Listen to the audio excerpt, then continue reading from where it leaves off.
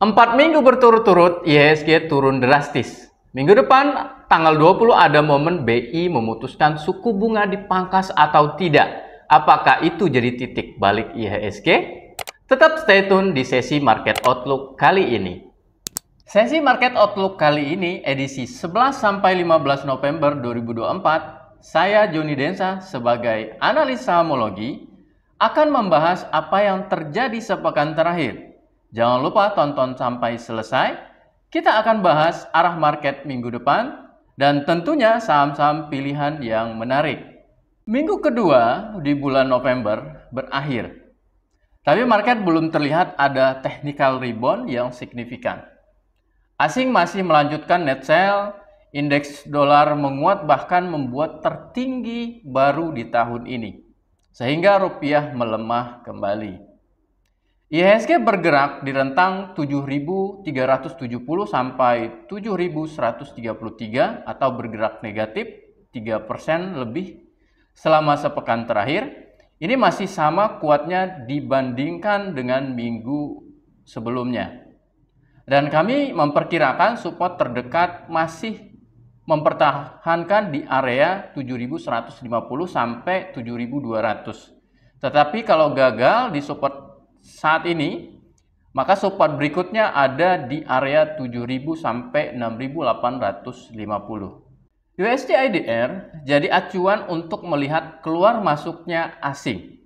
Seperti yang kita sudah sebutkan sebelumnya, indeks dolar menguat belakangan ini sehingga USD IDR tertekan kembali. Kami masih mempertahankan resisten terdekat di area 15.850 sampai 16.000. Dan sebagai antisipasi, next resisten di area 16.150 sampai 16.200. Kami melihat indeks dolar berada di zona resisten tahun sebelumnya. Ini cukup menarik kalau ternyata terjadi resisten memicu rupiah bisa kembali menguat. Berbicara mengenai net buy sell asing, kalau kita lihat dari IHSG 3 minggu terakhir, tertekan dan rupiah melemah. Sudah tentu asing mengalami net sell kembali. Berikut top 5 emiten yang mengalami net sell.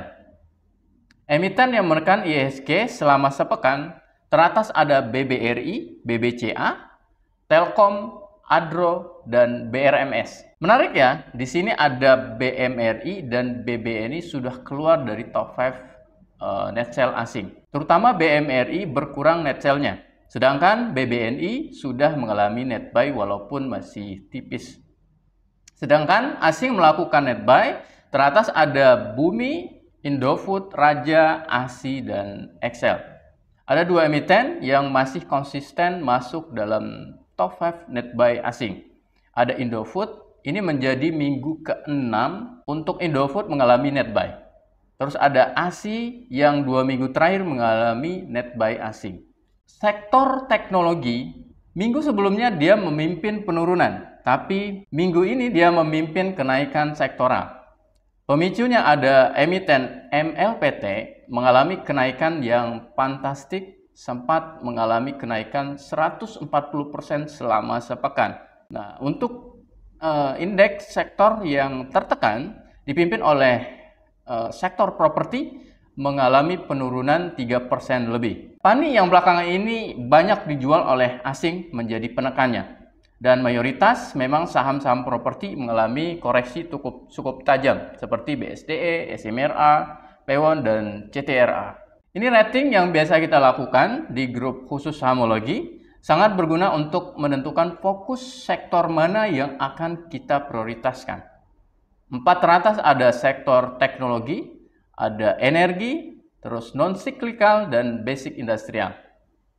Dalam kondisi market yang turun saat ini, asumsinya sektor teratas mengalami penurunan yang tidak signifikan dibanding 4 sektor yang berada di bawah. Jadi ketika market secara keseluruhan berbalik, sektor teratas akan lebih dulu emiten-emitennya yang naik kembali. Untuk kalender ekonomi, minggu lalu tingkat inflasi US mengalami kenaikan setelah 6 bulan mengalami deflasi. Ini menarik mengingat The Fed menjadikan acuan pemangkasan suku bunga kalau inflasi turun mendekati 2%. Dan inflasi tahunan di bulan Oktober naik menjadi 2,6%. Sebelumnya 2,4%. Ini bisa menjadi data awal The Fed akan menahan suku bunga. Untuk minggu depan, ada kalender ekonomi yang cukup penting juga dari Indonesia. Ada keputusan suku bunga Indonesia oleh BI. Sejauh ini, harusnya BI cukup berani memangkas kembali. Ini akan menjadi angin segar buat sektor properti dan finance yang belakangan ini tertekan. Berikut rekap perkembangan saham pilihan minggu lalu. Ada 5 emiten yang kita pilih. Di sini ada PNBN dan Java mengalami hit TP. Terus ada PESAP dan TSPC masih ongoing walaupun kondisinya masih minus.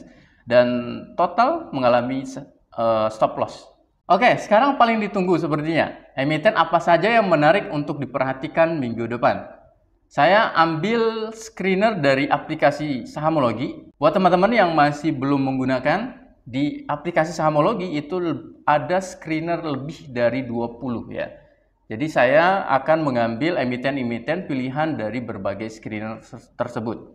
Nah, untuk pertama ada emiten buka dari sektor teknologi, buy price teman-teman bisa perhatikan di harga 122 dan stop lossnya di harga 114. Take profit pertama ada di 130, take profit kedua ada 142. Nah, untuk saham pilihan berikutnya ada dengan screener cross up MA20 atau ini masuk kategori trend following, yaitu emiten BIRD ya.